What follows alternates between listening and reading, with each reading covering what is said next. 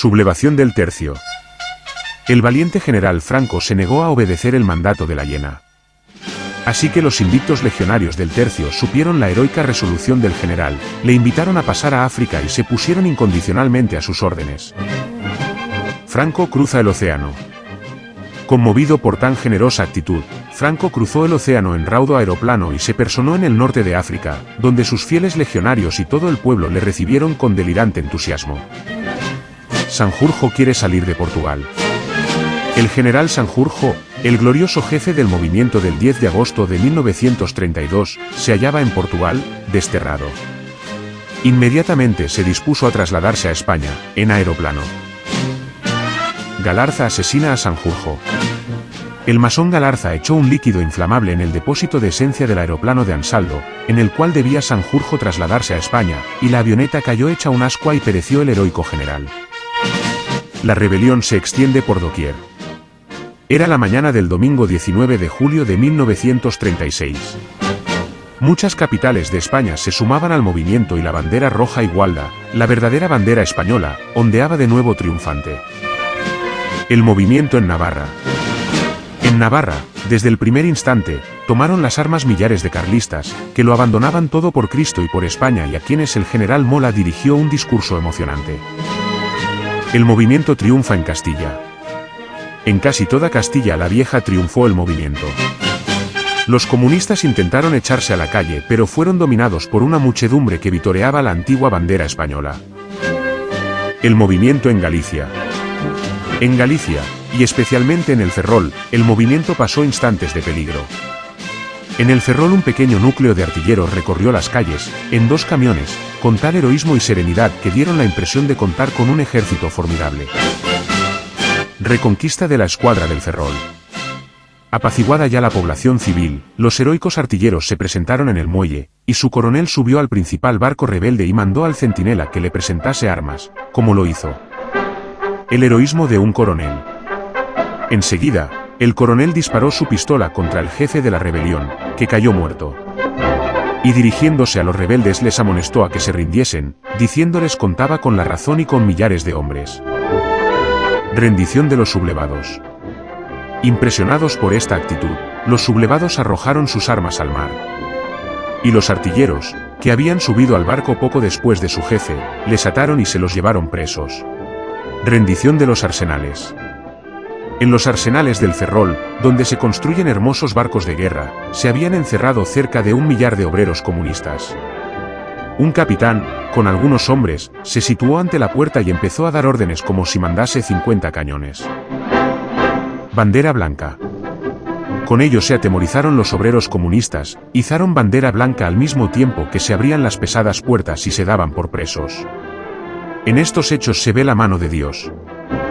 El movimiento en Navarra. En Navarra, bajo las órdenes de General Mola, el movimiento alcanzó enorme éxito. El mismo 19, al mediodía, se reunían en la Plaza Mayor de Pamplona más de 20.000 navarros, y por la noche eran ya 40.000 los dispuestos a luchar por Dios y por la tradición. Una madre ejemplar. Para que se comprenda hasta qué punto llegó el heroísmo navarro, vamos a poner algunos ejemplos. Una madre tenía 2 hijos. Como el menor se quedaba en casa, para cultivar las tierras, la madre se negó a darle comida y le obligó con ello a sumarse al ejército salvador. Un padre valiente. Un padre navarro fue a la guerra con 3 hijos. Una bala le hirió en el pie derecho, y hubo necesidad de cortárselo. Y exclamaba, no me quejo. Le he ofrecido a Dios mi vida y la de mis hijos. Se ha contentado con un pie. Poquita cosa es. Confesiones al aire libre. Los requetés navarros no querían partir al frente sin asegurar la salvación de sus almas. Todos se confesaban antes de la lucha, y era tan grande su número que los sacerdotes les confesaban en las calles, plazas y campos. Procesiones con el Santo Cristo. El alma navarra, ultrajada durante toda la República en sus sentimientos religiosos, quiso desagraviar inmediatamente a Jesucristo.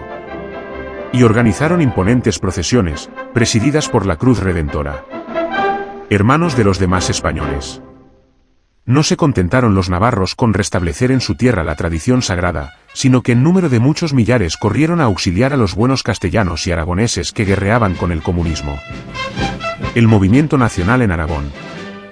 En Zaragoza, toda la guarnición se levantó contra el comunismo, dirigida por el anciano general Cabanellas, a quien secundaron jefes de tanta valía como el general Gil Yuste.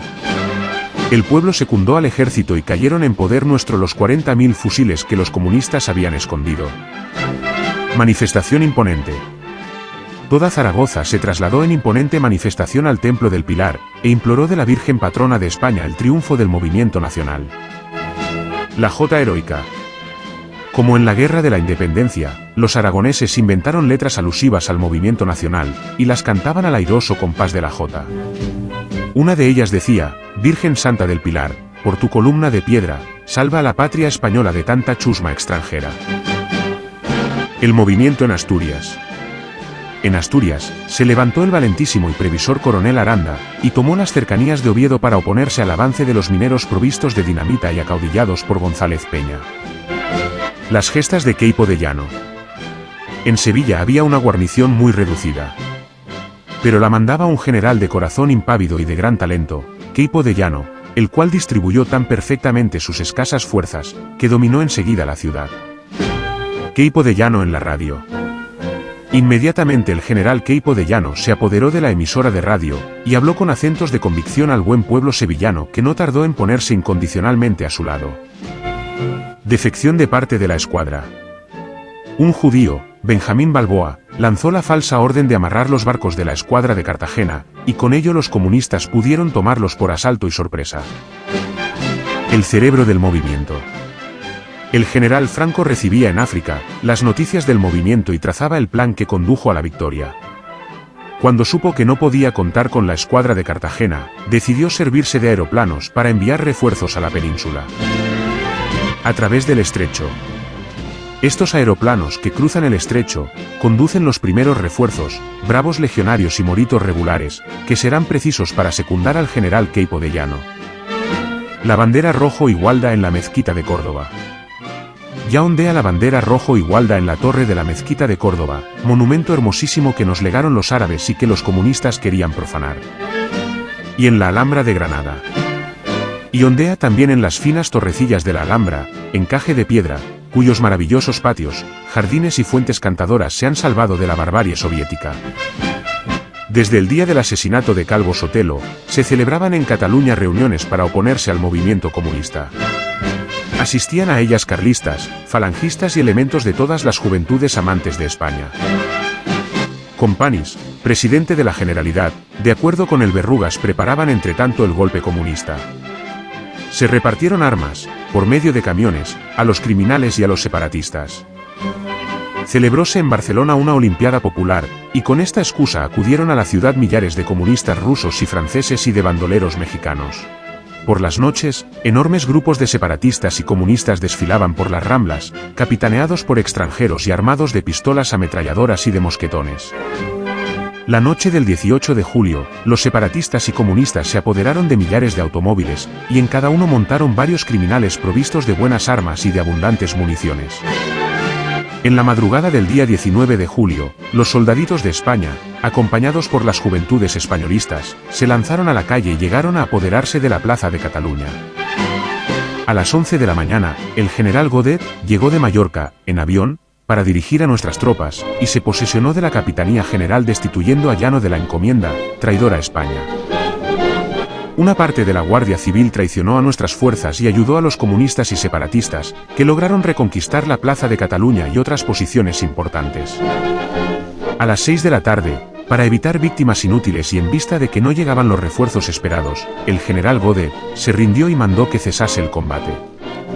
Los separatistas y comunistas, ebrios de entusiasmo, empezaron a quemar templos, desenterrar cadáveres de religiosas, asesinar a las personas decentes y emborracharse.